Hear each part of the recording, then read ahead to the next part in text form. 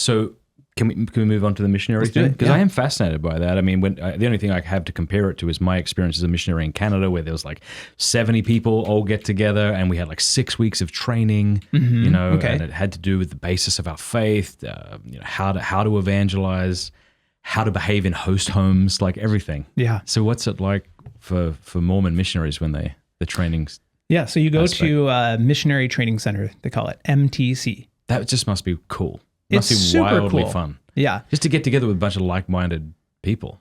Yeah. Presumably. Oh, absolutely. Yeah. So I was 19. I'd done 1 year of college already at BYU. And then I got my mission call to go to North Carolina. That's where I served my mission.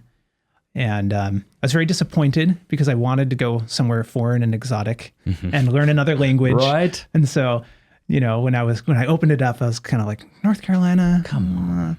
Although I will say this, and if any North Carolinians are watching, I love North Carolina.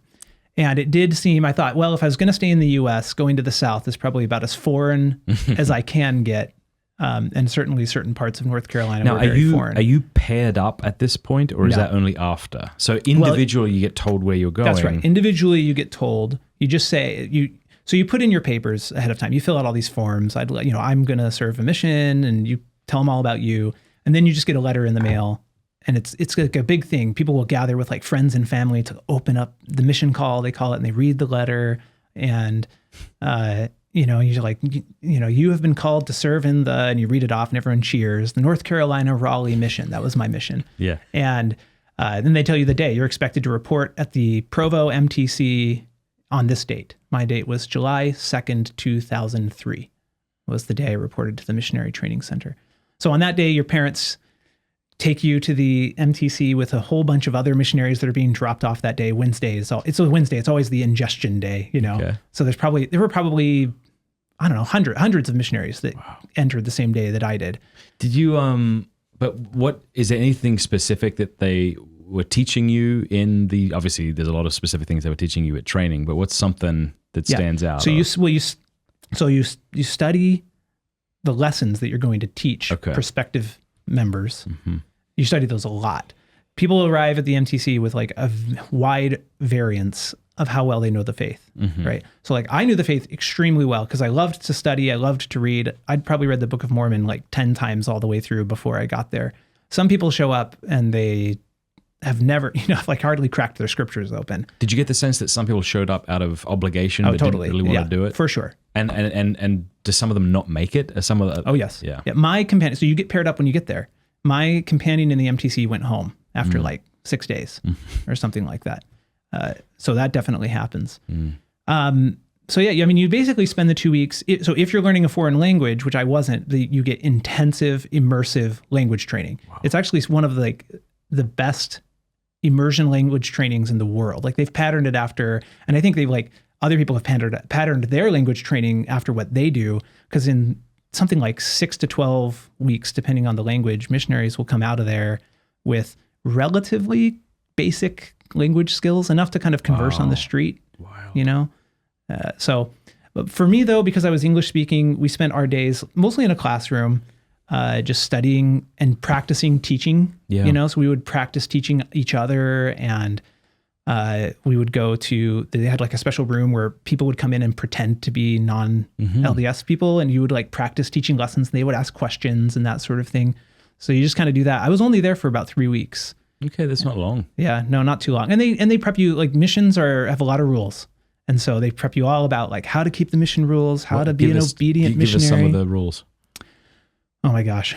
They give you a handbook when you get there. It's like, you have to actually carry it with you at all times. Okay. And, or at least you did. I mean, I served my mission 20 years ago. So some of the rules have changed. Yeah. There's a very strict schedule. So when I was there, it went like this. You had to be up at 6:30 in the morning. And then you had like half an hour to shower and eat breakfast or something like that. And then you would study for a few hours.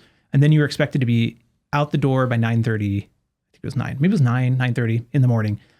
And then you would basically go out and proselytize all day with 1 hour break for lunch, 1 hour break for dinner, and you come back at 9:30 p.m. Other than that, you're expected to be out preaching the gospel. It's amazing. And then from 9:30 to 10:30, you kind of like come home. You're supposed to check in with like your leaders every single night. You call them up, tell them how your day went, make sure that you're alive. And then you go to bed, and it just repeats day after day. You get the weekend off? Or? No, one day off, one like half day off a week. That sounds exhausting. Oh my gosh, it's very exhausting. Yeah. It's and it must take, I mean, there must be some sense of nervousness knocking on that first door. Oh yeah. Especially if you have a bad experience and you're traumatized by it, then you got to keep going. I never got used to knocking on doors.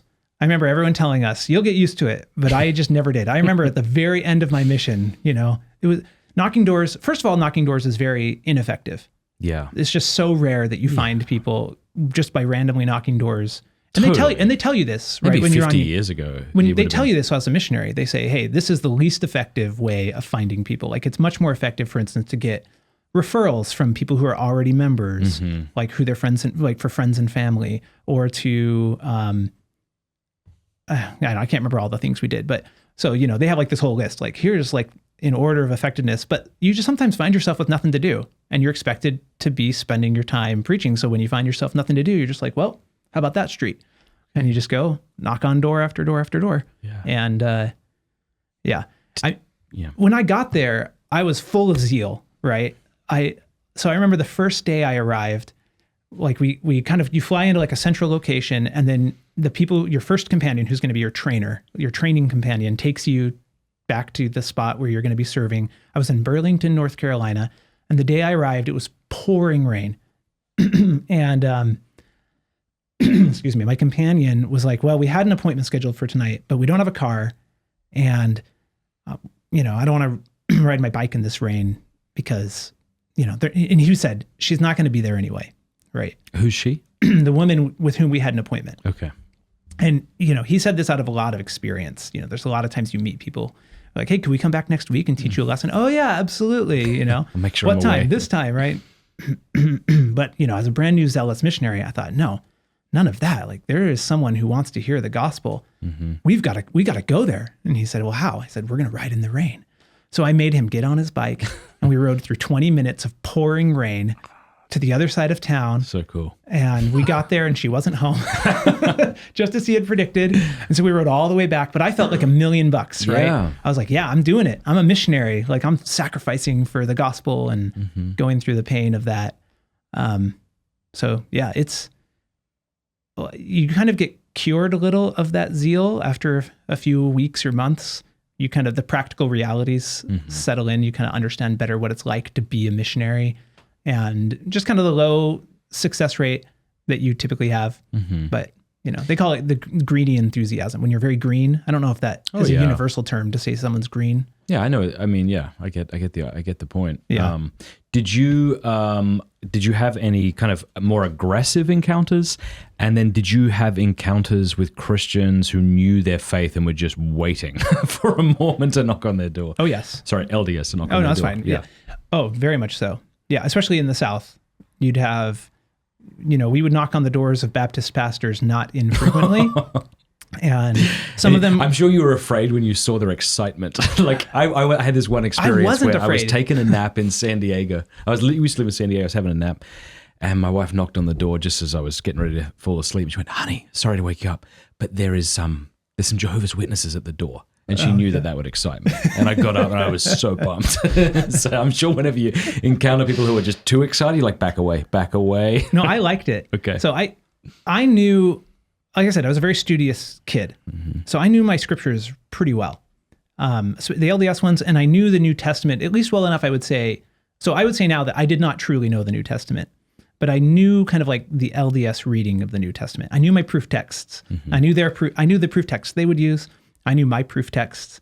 And so I actually kind of enjoyed the tussle of getting into it. I mean, I'm sure I came across as the most impertinent, arrogant 20-year-old kid. You get this 40-year-old Baptist pastor who's been doing this for decades, and he's explaining things to me. And I was like, no, you're wrong because of this scripture, right? And we'd kind of go back and forth. And we had some aggressive but respectful conversations. If it got to the point where people were being really rude, we would just stand up and leave. Yeah. Sometimes, a couple times I remember just walking out. I remember one time being, meeting with a I think it was a pastor, and he said something extremely disrespectful. I won't even repeat. Like it was so the type of thing that I don't think you should ever say to anyone else about something they hold sacred, even if you think it's terrible. So we just stood up and walked out. And as we're walking down the street, he stood on his porch screaming at us as we walked down, yelling, "The devil can appear as an angel of light. The devil can appear as an angel of light." And well, let's just say he's not wrong. He's not wrong. That's from the New Testament. Paul says that.